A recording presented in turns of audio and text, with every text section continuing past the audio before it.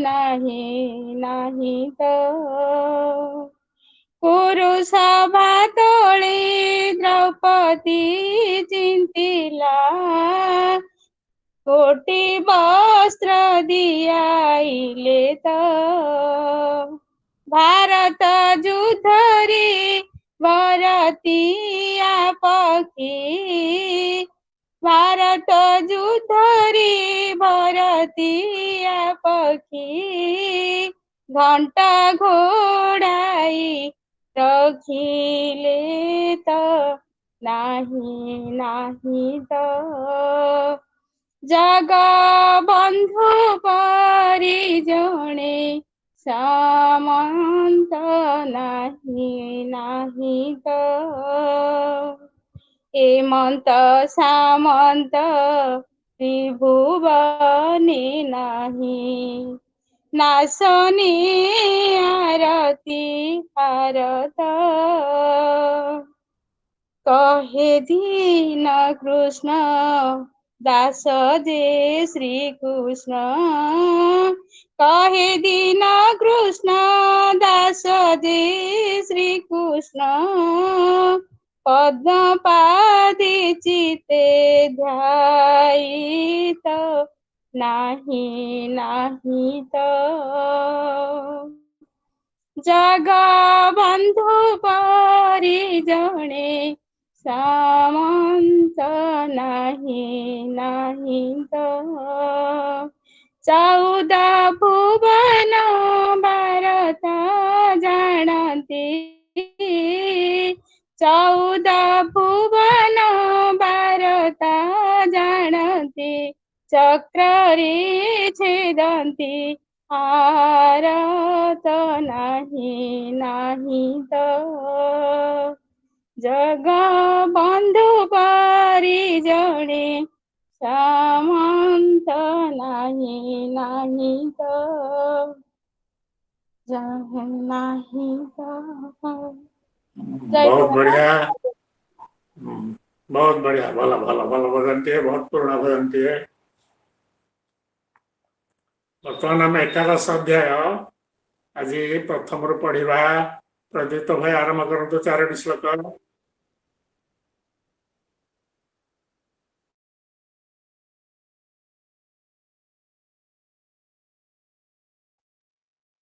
ओम श्री परमात्मने नमः। वसुदेवं सुतं देवं कंसचाणूरमर्दनं देवकी परमानन्दं कृष्णं वन्दे जगद्गुरुम्।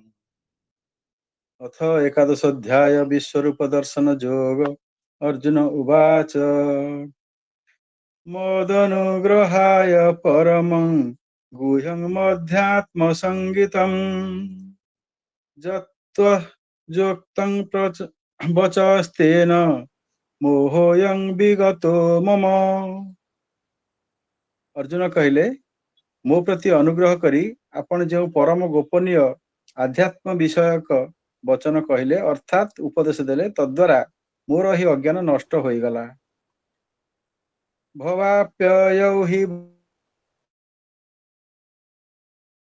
मया त्वत्तः कमलपत्राख्य महात्म्यमपि चाव्ययम्।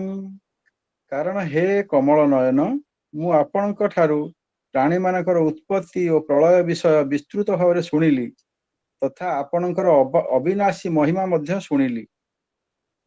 एवमेतद्यथार्थत्वमात्मानं परमेश्वर द्रष्टुमिच्छामि ते रूपमैश्वरं पुरुषोत्तम। हे परमेश्वर आपण निजकु जेपरि कहउछंती ताहा ठीक सही परि तथापि हे पुरुषोत्तम आपणकर ज्ञान ऐश्वर्य शक्ति बल वीर्य और तेजयुक्त ऐश्वर रूपकु मु प्रत्यक्ष देखिବାକୁ चाहूछि। मन्यसे यदि तत्शक्यं मया द्रष्टुमिति प्रभो योगेश्वर ततो मे त्वं दर्शयात्मनमव्ययम्। हे प्रभु जदि मो द्वारा आपणकर सेही रूप देखि हेबा संभव बोली आपण मने करूछंती तेबे हे जोगेश्वर आपण निजर सेही अविनाशी स्वरूप मते दर्शन करांतु। श्री बहुत भगवान बढ़िया। उवाच थाओ हती थाओ। हाँ सत्य प्रिय में पढ़ंतु 5 6 7 8।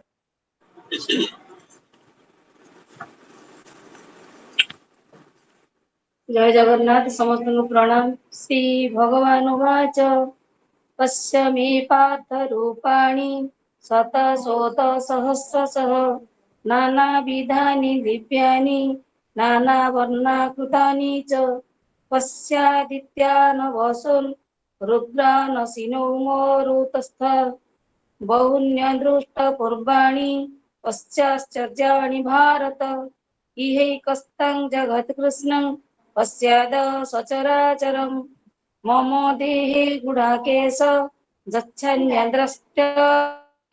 द्रष्टुमिच्छसि न तु मां शक्यसे द्रष्टुं मननैव स्वचक्षुषा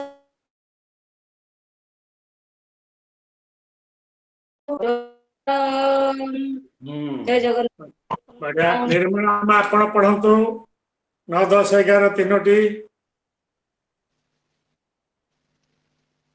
जय जगन्नाथ। ओम श्री परमात्मने नमः। अथ एकादश अध्याय। संजय उवाच एवमुक्त्वा ततो राजन् महायोगेश्वर हरिः दर्शयामास पार्थाय परमं रूपमैश्वरम् अनेक वक्त्रनयन मनोकाधूतदर्शनम् अनेक दिव्याभरणौ दिव्यानेन द्यताधूतम् दिव्यमाल्याम्बरधरम् दिव्यगन्धानुलेपनम् सर्वाश्चर्यमयं देवमनन्तं विश्वतोमुखम् देवी सूर्यसहस्रस्य भवेद्युगपदुत्थिता यदि भासदोषि सा स्याभासस्तस्य महात्मनः तत्रैकस्तं जगत्कृष्णं प्रविभक्तमनेकधा अपश्येदवदेवस्य शरीरे पाण्डवस्तदा ततः स विस्मयाविष्टो हृष्टो रोमा धनञ्जयः प्रणम्य शिरसा देवं कृताञ्जलिरभाषत। ठीक अच्छी। बहुत बढ़िया। अर्जुन भाई पढ़ंतु आपण 15 16 17। जय गुरु।